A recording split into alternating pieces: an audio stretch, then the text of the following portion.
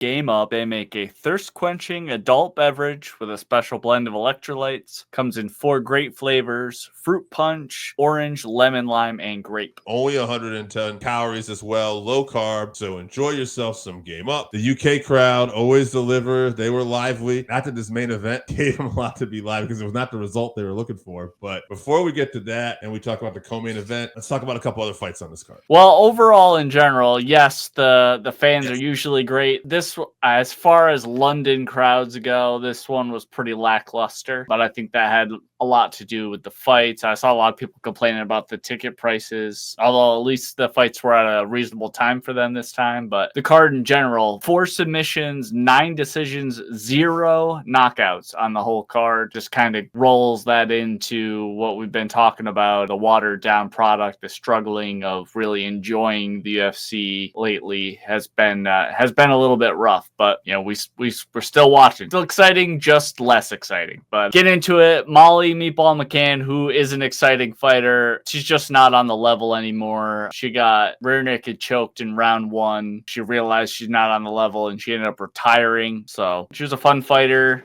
even though she, wasn't an undefeated fighter by any means, but fun fighter. So shout out to Molly. I'm sure we'll see her around at every, England card probably going forward. She'll be in the crowd, probably drinking a bunch of beers or something. She's done a lot compared to a lot of other people. I mean, it's a tough sport. So yeah, for sure. Yeah, I always think about that spinning back fist knockout she had. That was just great. So shout out to Molly. Also on the card, Gunnar Nelson versus Kevin Holland. We talked about this last week. Kevin really needing a win. Gunnar been out for 2 years, so Kevin did end up coming in. He got the decision win, but Gunnar basically took him down at will. But when he was on top of him, he just didn't go for submissions. He wasn't landing any ground and power. Really, Kevin was getting more done from his back. You remember he had that knockout of our boy Jacare Souza from the ground. So it was a lot of that. There was one exciting part where Kevin had him in an omoplata, and Gunnar just stood up and was holding him on one arm, like holding him up by his leg. So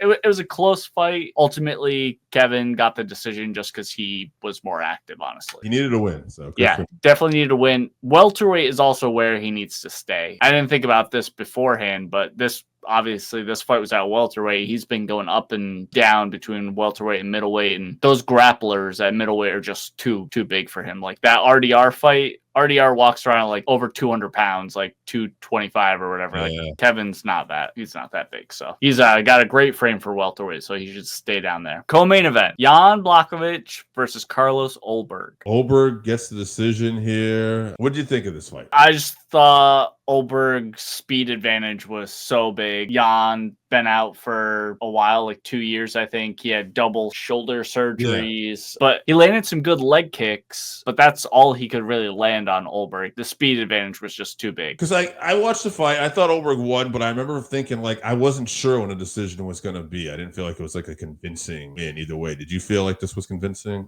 It was close, but I thought they got it right. I would have picked Ulberg as well, but I mean, it was basically just based off of a jab. He landed those jabs. And I guess what I'm wondering is, like, do you think that based off this performance, that because there's not a ton of options, but should Carlos Ulberg getting a title shot out of this?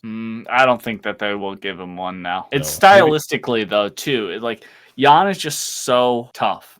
Yeah, he's scary. So I mean, think about Ankalaev's the champ, and he had a draw with him. They were like, they really went to war at some points in that fight. So he's just really hard to deal with. So it's hard to have a showcase performance against him for sure. I think give Bahera the rematch, and then maybe Ulberg could fight Yuri Prohaska. And yeah, that'd be a very fun fight. Yeah, a fun fight, and then the winner title eliminator, and you're excited about who's getting a title shot at that. Right. And someone's probably going to sleep in that fight between those two, and that gets you excited for the title fight. So I think that's probably the best way to go, yeah. Main event, Leon Rocky Edwards versus Sean Brady. I knew who won this fight.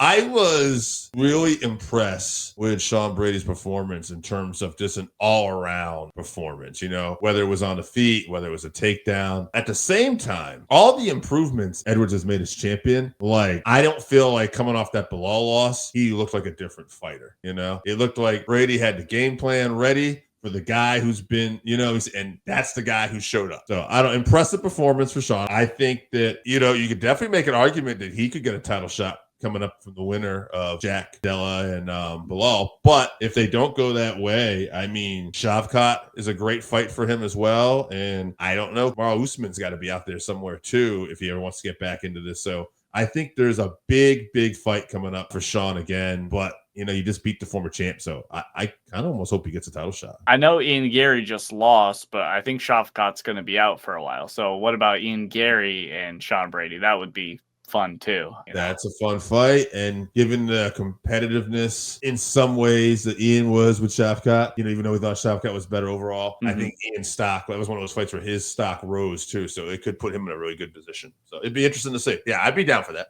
Yeah. Back to this fight with Leon Brady, round 4 submission. I called it. Shout out to me. No, but I didn't expect him to dominate all around. Like you said, he was dominating on the feet as well. So Leon basically gave up shortly after the fight started. So Brady looks so much better than he did like back when he lost to Bilal. I know he was like on antibiotics or something like that. There was some excuse for why that fight happened, but ultimately I think he just wasn't ready. And now he's come in and brought it to a new level. And I'm with you. I think he needs one more. You could argue for a title shot, but I think he needs one more, whether it's Ian Gary or if Shavkat could come back. I bet Shavkat probably gets an immediate shot depending on who's the champ, or Usman. I'm with you. I don't understand where Usman's been. He should be vying to get in this position. I think he would like a fight against Bilal matchup wise. If you haven't tried Game Up, then you are missing out. Imagine your favorite seltzer and your favorite sports drink had a baby, but it's way better than that. Each can is 110 calories, low carb, 4.9 ABV. It's a nice light drink that is not light on flavor. Game Up comes in fruit punch, orange, lemon, lime, and grape. Pick it up at drinkgameup.com or at your nearest liquor store.